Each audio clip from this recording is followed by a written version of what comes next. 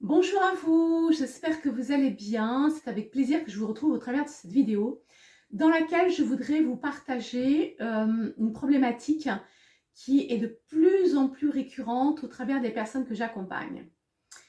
Actuellement, un tiers des personnes que j'accompagne souffrent d'un traumatisme commun que je trouve extrêmement violent, inadmissible, révoltant. Et c'est pour ça que je voulais le partager avec vous au travers de cette vidéo pour que vous dire que, je vais dire, rien n'est impossible pour s'en sortir. J'ai actuellement donc un tiers des femmes que j'accompagne qui souffrent d'un traumatisme venant d'attouchements sexuels pendant l'enfance, petite enfance, enfance, préadolescence. Ce sont des femmes qui sont extrêmement blessées, bien évidemment, blessés dans leur cœur, blessés dans leur corps, blessés dans leur esprit, qui n'arrivent pas systématiquement à prendre leur place, donc qui ont un problème de confiance en elles. Et c'est vraiment une souffrance. Même si c'est quelque chose qui a pu avoir lieu il y a très très très longtemps, c'est quelque chose qui reste inscrit dans le corps de façon assez, je dirais oui, assez violente. Et toutes ces femmes donc ne s'autorisent pas à vivre la vie qu'elles pourraient vivre. Alors c'est vrai qu'aujourd'hui, au travers des médias, on commence à en parler, on en parle un petit peu d'attouchement sexuel. Et puis, je dirais que la problématique, c'est plutôt au sein de la famille. Parce que très souvent, très très très souvent, c'est quelque chose qui est fait au sein même de la famille, par un oncle, un grand-père. C'est très courant. Et quand l'enfant est petit, eh bien, la plupart du temps, dans les familles, on étouffe l'affaire. Mais oui, c'est tellement plus facile d'éviter un scandale familial plutôt que de sauver un enfant, de se dire « Ok, on va s'y intéresser, on va l'emmener voir des thérapeutes, on va le libérer de ce traumatisme. » Donc la plupart du temps, on étouffe l'affaire et le gamin, eh bien, il se démerde, en parlant poliment, pour grandir comme il peut avec ce traumatisme parce qu'on s'imagine que comme il est petit, elle est petite, eh bien, elle va vite oublier, elle va passer à autre chose. Mais ça, c'est juste un mythe, c'est juste une hypocrisie de l'adulte. Et le gamin, ouais, la gamine, elle grandit, mais elle grandit hyper traumatisée, avec vraiment des mémoires, même si le traumatisme n'est plus là en pleine conscience, le corps s'en souvient. Et donc, la personne ne comprend pas pourquoi dans telle circonstance elle agit comme ça, pourquoi quand son mari ou son amoureux lui touche le ventre, elle n'aime pas, elle est très mal à l'aise, elle prend ça avec violence. Vous voyez, il y a plein de choses comme ça que l'adulte n'arrive pas en fait à expliquer à un moment donné. Et donc, moi je trouve ça vraiment lamentable, absolument infâme, parce que je trouve qu'on a inversé les rôles. C'est-à-dire que la personne qui a commis ces actes insupportables, eh bien, elle vit tranquillement, la tête haute, et ça, je peux vous dire que je l'entends au travers de nombreuses familles. La personne, l'oncle ou le grand-père, reste là, vive normalement, la tête haute, et on laisse le gamin dans sa souffrance. Je trouve ça, mais tellement, mais mon Dieu, mais tellement révoltant et scandaleux. Il y a un déséquilibre. On a juste inversé les rôles, quoi. C'est le gamin qui morfle, et la personne qui a fait ça qui s'en sort très honorablement et qui garde sa place. Voilà. Alors, moi, je fais cette vidéo pour vous dire à toutes celles à qui c'est arrivé que, eh bien, même si vous avez vécu cela, la vie n'est pas une fatalité. D'accord ? On n'est pas obligé de continuer à subir ce traumatisme toute sa vie. Il y a vraiment moyen de l'éliminer. Et ça, je peux vous en parler en connaissance de cause. D'accord ? Je connais vraiment bien le problème pour l'avoir vécu moi-même et pour encadrer, accompagner plusieurs personnes, de nombreuses personnes qui ont subi aussi ce traumatisme. Donc, les filles, réveillez-vous, prenez-vous en main. D'accord ? Il y a moyen de transformer ce traumatisme, de le libérer. Et je dirais que ce traumatisme, après, quand on le libère, ça devient une force. on prend beaucoup plus d'assurance, on sait véritablement ce que l'on veut, comment on le veut. Vous voyez, c'est vraiment une force et ce n'est pas un mythe quand je vous dis ça, d'accord? C'est vraiment très important que vous puissiez en prendre conscience que c'est pas parce qu'on a vécu ce traumatisme que toute notre vie est destinée à subir les conséquences de ce traumatisme. À un moment donné, vous avez le moyen de devenir consciente, de devenir responsable de votre vie et de décider de vous en sortir, de décider de tourner la page. Quand j'ai tourné la page, ça ne veut pas dire être dans le déni, ça ne veut pas dire faire l'autruche, non, loin de là. Ça veut dire, j'ai vécu cette histoire, je vais faire face à cette histoire, d'accord, pour la libérer. Et croyez-moi, toutes les personnes que j'accompagne, avec qui nous devons libérer ce genre d'histoire, d'accord, eh bien, ça se fait, oui, à un moment donné, bien sûr, il y a des larmes, parce qu'on a quand même un cœur, on n'est pas insensible. Néanmoins, ça se fait avec beaucoup plus de douceur. Je dirais que si, vous voyez, la proportion de douleur, si la proportion de douleur, elle est là due à ce traumatisme, eh bien, quand on le libère, ça redescend vraiment à un niveau beaucoup, beaucoup plus bas. La souffrance lors de la libération est beaucoup moins intense que la souffrance d'origine, bien évidemment. Parce que le but, c'est pas de se rajouter du mal au mal. Bien au contraire, le but, c'est d'aller faire ça avec beaucoup de douceur, beaucoup d'amour, beaucoup de bienveillance pour que enfin vous puissiez sentir que le poids a lâché. C'est extrêmement important. Alors certes, avant de passer à l'action, il y a le mental qui dit « Oh, ah ouais, mais tu comprends, mais si jamais ça ne marche pas, et si jamais tu as encore plus mal, et si jamais, et si jamais, et si jamais. » Ouais.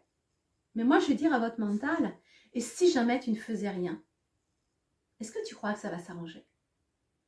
Si tu restes là statique, à te dire « Ouais, j'ai vécu ci, j'ai vécu ça, c'était compliqué, c'est difficile, etc. » et que tu ne fais rien, eh bien, il ne se passera rien dans ta vie. Rien du tout.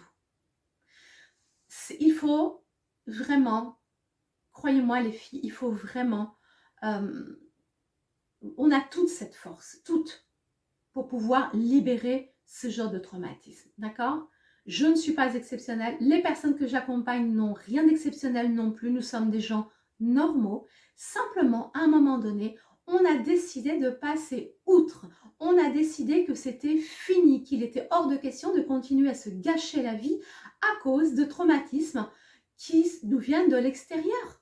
On ne va pas nous mettre notre vie en stand-by pendant qu'une autre personne qui nous a fait des souffrances puisse vivre librement. C'est juste inacceptable. Donc à un moment, ok, on se prend en main, on prend conscience, on se responsabilise et on y va.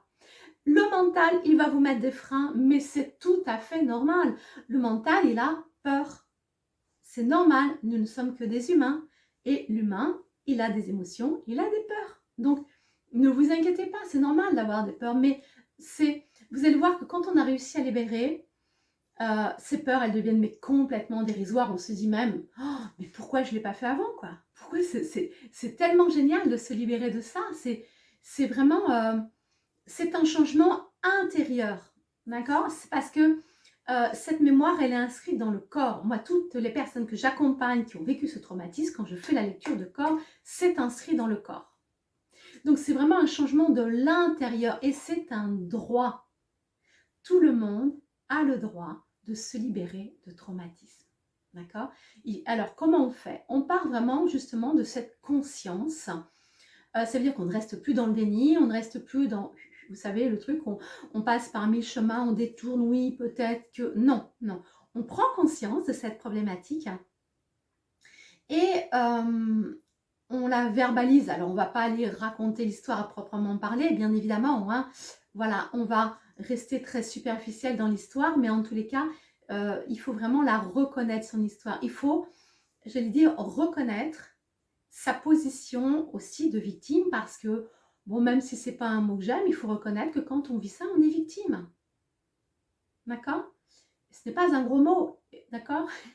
Je dis ça parce qu'il y a des personnes qui m'ont dit « Ah oui, mais vous savez, ce sentiment de culpabilité. » Mais non, Non, les filles, il n'y a aucun sentiment de culpabilité. Quand on a 2 ans, 6 ans, 12 ans, est-ce que vous croyez qu'on est coupable de vivre cela? Bien sûr que non. Donc, soyez en pleine conscience pour vraiment aller vers cette libération, pour vous offrir une vie harmonieuse. Et puis pour moi, vous savez, avant tout, c'est une forme de respect. C'est je me respecte. Si je me respecte, je ne dois pas m'imposer de supporter ce traumatisme intolérable. Alors, vous allez peut-être me trouver un petit peu forte, excessive dans mes mots, mais croyez-moi, je ne le suis pas parce que je l'ai vécu moi-même, d'accord? Je vous parle de choses vraiment que je connais, que j'ai vécues.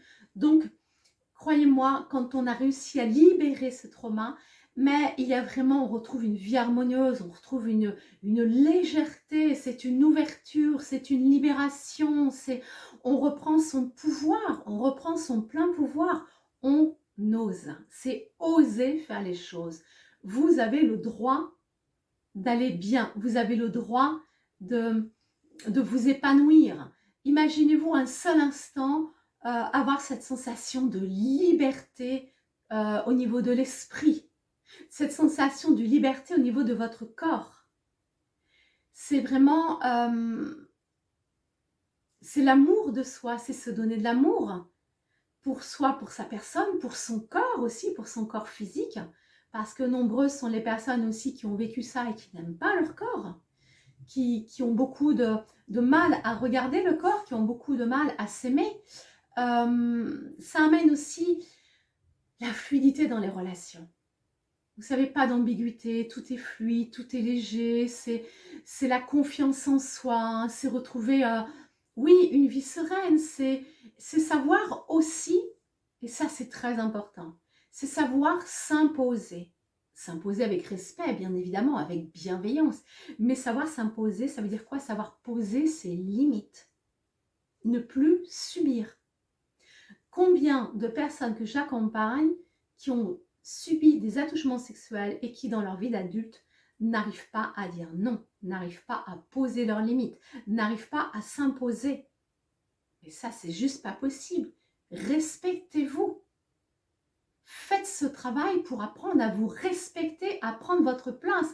S'imposer ne veut pas dire écraser les autres, ne veut pas dire être irrespectueux. Bien évidemment que non. S'imposer, c'est toujours fait avec délicatesse, avec bienveillance, avec amour, avec respect. Quand vous faites ce travail, c'est vraiment, c'est oser s'affirmer librement. C'est retrouver sa pleine liberté avec soi, en premier, et envers les autres, tout simplement. Je pense que je vais faire un accompagnement spécifique d'ici peu de temps avec des femmes qui ont subi ce traumatisme d'attouchement sexuel, parce que pour moi c'est quelque chose que je trouve tellement insupportable, tellement intolérable, tellement inacceptable, que les filles, moi j'ai envie de vous dire, mais croyez en vous, passez à l'action, aimez-vous. C'est pas du tout impossible. Toutes les personnes que j'accompagne qui ont vécu ça, elles retrouvent la confiance en elles, elles réapprennent à croire en elles, elles réapprennent à s'aimer, à prendre leur place dans la vie. Eh bien écoutez, merci de votre attention. Je vous souhaite une très belle journée et je vous dis bientôt. Et n'hésitez pas à rebondir sur cette vidéo en m'envoyant des mails, en m'envoyant des commentaires, des messages. C'est très intéressant d'échanger. Je trouve ça très constructif. Ne restez pas dans le silence, les filles. Échangez. À bientôt!